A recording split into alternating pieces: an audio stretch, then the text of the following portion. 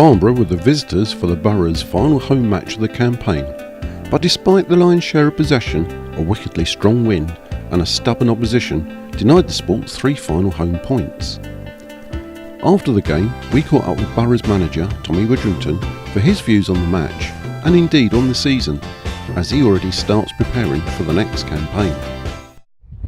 Tom, thanks for joining us. Not quite the last game at home you wanted to see, I'm sure. Well, it's not the result we wanted. I think what we've seen there is a very dominant performance in terms of possession and chances created, but we just haven't managed to get the ball in the net. I think it's, again, another tough day in terms of the conditions, real blowing wind, and the pitch, for all the good work that they do on it, is really dry and it's a fast pitch. So, them combinations are difficult to play lovely football. We did some really good stuff, and got to say their goalkeeper was by far the man of the match. So, we just haven't managed to put the ball in between the posts.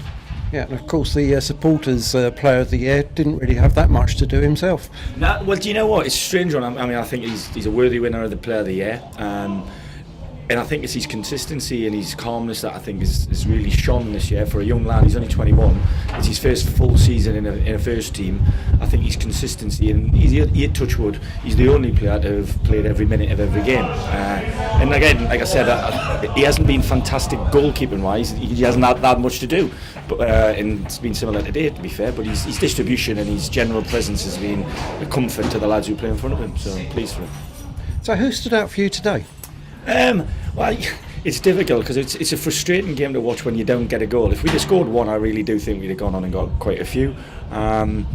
So whilst the strikers had the chances, they just didn't put them away. Kane's movement and ability to get into the scoring position was excellent, and he should have scored a couple of goals. Pins has done the same.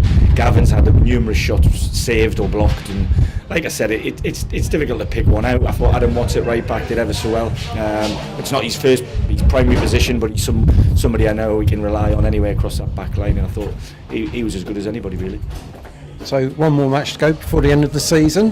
What you're already looking forward to? What's going to be going on next season now? I wouldn't say I'm looking forward to it already, but obviously it's in the back of my mind. We've started planning. A lot of the lads have been made offers for the engagement. Jack Evans has agreed a deal today, so that's I think 8 now we've got on board, and we're looking probably to another couple who are already here to hopefully re-sign. So we've got half an eye on that. Obviously the big decision regarding the pitch, whether it comes up this close season or next close season, is to be made definitive to me, and then that will change my targets, I should think. So you're looking forward to what's going to happen with the pitch? Yeah. Are you looking forward to a 3D pitch? Well, I'm a traditionalist the same as everybody else. I prefer to play on grass. However, the club are now firmly established as a Conference South side or club. We want to move them into the next level. We want to go to the Conference National, and to do that we have to be competing on a weekly basis with teams who are spending a lot more money than us, and it's not a bleat, it's not a whinge, but it's a fact. We are way behind in terms of what we can pay the players, and I've got no grumbles about that as long as people understand that. And for that reason, I've been happy with the general standard of play we've produced for the vast majority of the season. We've had a couple of bad performances like every team does, but we are where we are, which is an improvement on last season. And I feel certainly the way we play the game is better now, and everybody's sort of on track, if you like. So I am looking forward to next season in that with this group of players. I think we can go for a little bit longer.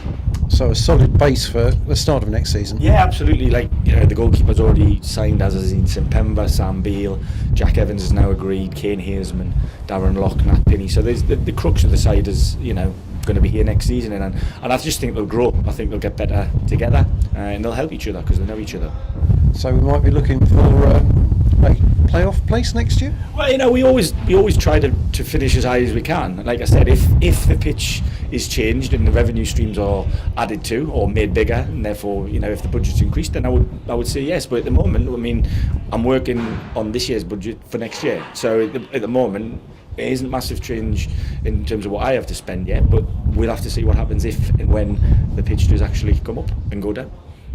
Okay, we'll keep our fingers crossed. Tom, thanks very much, and we'll speak to you soon. Thank you. Bye-bye.